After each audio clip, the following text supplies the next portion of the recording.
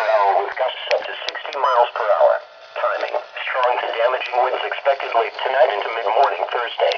The strongest winds are expected between 2 a.m. and 9 a.m. Impacts: strong to damaging winds late tonight into mid-morning Thursday may bring down some trees, tree limbs, and power lines. This may result in some scattered power outages. In addition, unsecured outdoor objects may become damaged and slashed or airborne. Hazards will be possible for motorists and pedestrians, as well as to structures. A high wind warning is issued when sustained winds of 40 miles per hour are expected for at least an hour, with gusts of 58 miles per hour or greater at any time.